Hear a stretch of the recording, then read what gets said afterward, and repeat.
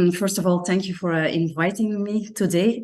I am Marleen, and I work at Borenbond, and it seems that I cannot... Yes, I can. So I work at Borenbond, and Borenbond is the largest farmers organization in Flanders, the Dutch-speaking part of Belgium. It's a real members organization with a lot of groups working or operating in the 5 provinces of Flanders.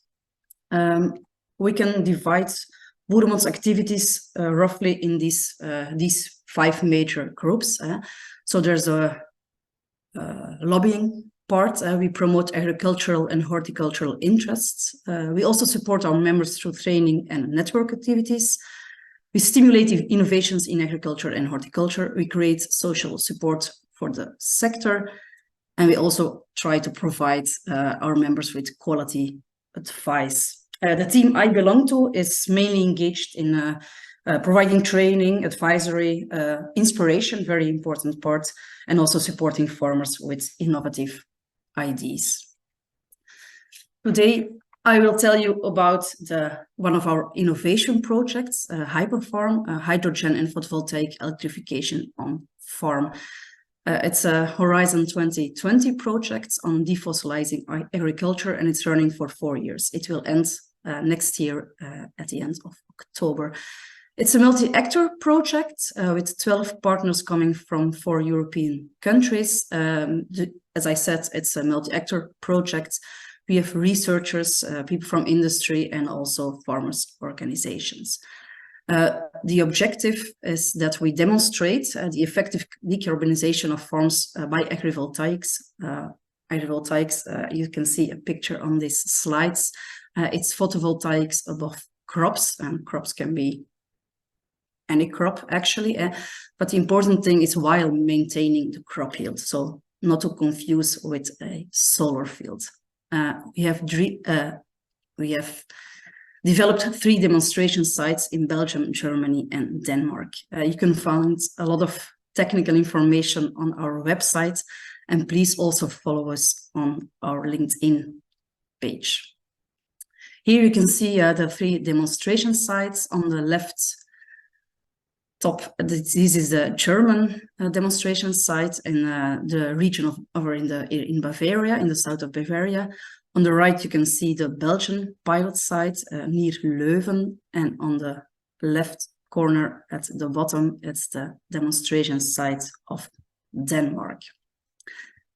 Yeah, we know that farmers face a lot of challenges, especially in Northwest Europe, where there's a lot of pressure on open space and farmland.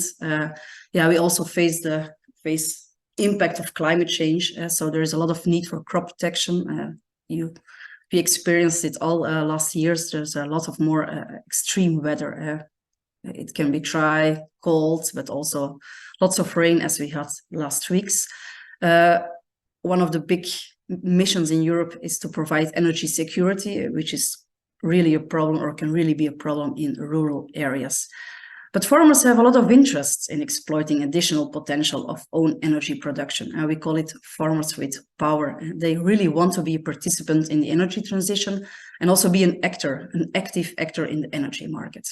And of course, there's also a need for more connection to citizens and the neighborhoods. To meet all these questions, we organized in May a 2-day inspiration bus trip to pilot sites or to farms in Belgium, Germany, and the Netherlands. And here we can see the picture of the group standing in front of the agri-photovoltaic site in Germany. We send out the invitation to a very broad group, to different stakeholder groups, to get as much experience and knowledge on board as possible. And this was very important to us. So the first day we visited a farm in Belgium specialized in biochar. This is also one of the topics in Hyperfarm. And then we visited a very commercial site next to sun, also in Germany, with vertical solar panels, agri-photovoltaic, but vertical panels. And then we had an overnight stay in Germany where we had a network networking dinner. We had a lot of presentations, discussions, and so on. This is a very important part of the trip, to be honest. And the next day we visited 3 agrivoltaics pilot sites and farms, one in a fruit farm in Germany. The second was a research installation, and the third one was above hayberries in the Netherlands. We also made a brochure to hand over to the participants on this bus trip with sheets per farm or installation we were going to visit. And here you can see the example of the Netherlands at the hayberry farm we visited in the Netherlands. We had about 40 participants, or almost 40 participants on our bus coming from different countries. You can see from the Netherlands, Belgium, Germany, but also from Austria. There were about 12 farmers on the bus, 8 advisors coming from farmers organization. We had people from Borenbond, the organization I work, but also from the Netherlands, ZLTO, and also from the Austrian Chamber of Agriculture from the region of Steiermark. We had a lot of advisors on the bus coming from NGOs. We had private advisors. We also had researchers, people working at cooperatives, energy cooperatives. We had technology suppliers on the bus, people from a person from a regional development agency, 2 people supporting policymakers, and also a journalist. So really a multi-actor bus. It was not just a bus.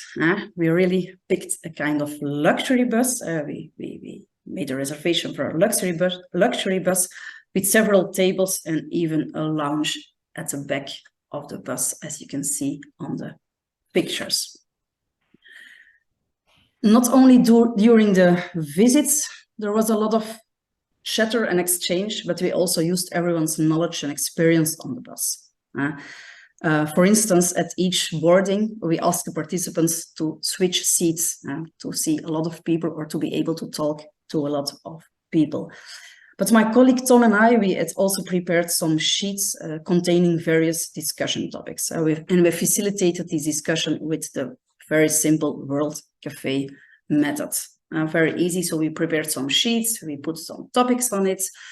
And first we said, okay, you have in each group, whether it was a big group at the back of the bus or the smaller groups at the smaller tables, and we asked them to work about 20 minutes on a specific topic.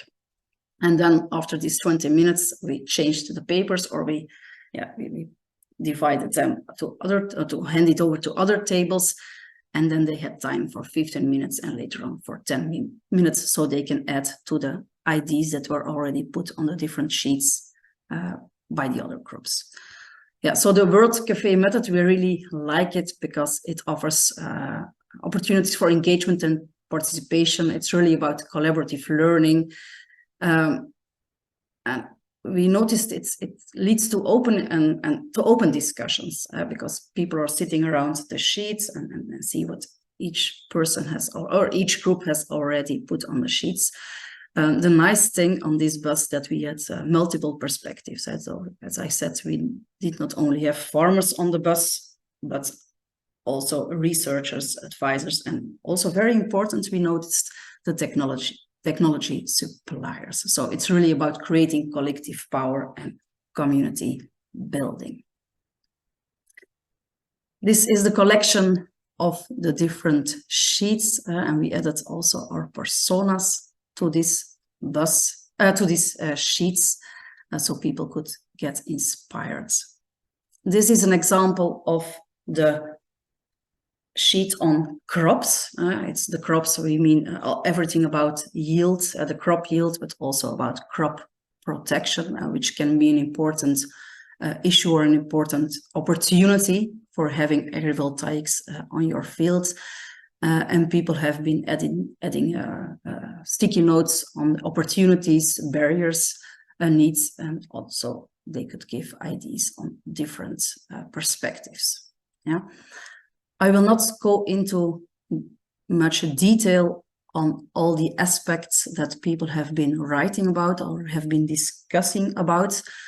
This is just some illustration illustrated with pictures. So one of the sheets was on technological aspects, opportunities for that, but also concerns and needs. And one important concern, for example, by the farmers, not by constructors or researchers, was that farmers really want some lighter construction, less heavy foundations, but also there were some issues on grid connection and grid capacity. So they discussed a lot on these technological aspects. We also had a discussion on crops. Again, opportunities, concerns, and needs, with a big conclusion that the primary production should prevail. So that it's not only about the solar energy production, but definitely this is an agricultural setup, so the primary production should prevail. We also talked a lot about policy and social acceptance, and also, of course, about the money. It's not only profit, it's not only people and planet, but also profit, of course. Farmers are entrepreneurs, so we also talked a lot about the money of it. These papers have already given us a good insight into the farmers' perspectives on agrivoltaics. And for us, the added value is absolutely, and certainly that we discussed this with a multi-actor group. And what we ourselves are also very happy with is that by being out together for 2 days, discovering new things together, thinking and discussing about them together, and also share a lot of fun moments, I can tell you, we have now created a kind of learning network. We have brought the people together, and we will now also involve this group. For example, this week, a new research project on agrivoltaics will start in Flanders, and Borenbond is also partner in that, together with a research farm and the University of Leuven. And so we really want to involve this group. We will use them as to speak, so to speak, our sounding board, our think tank. And so in this new project, we will also include the experience, or we will be able to include the experiences and knowledge of these practitioners, of the farmers, the advisors, and also of technology suppliers. So it started with the challenges farmers face, and we tried to give them some inspiration, but by working in a multi-actor group, we really used the power and the knowledge and the experience of all these stakeholder groups, actually. Thank you for listening to me. It was just a short presentation, but we will have more time afterwards to answer your question. So thank you. For further information, you can visit the modernAKIS website at modernakis.eu, or do follow us on social media.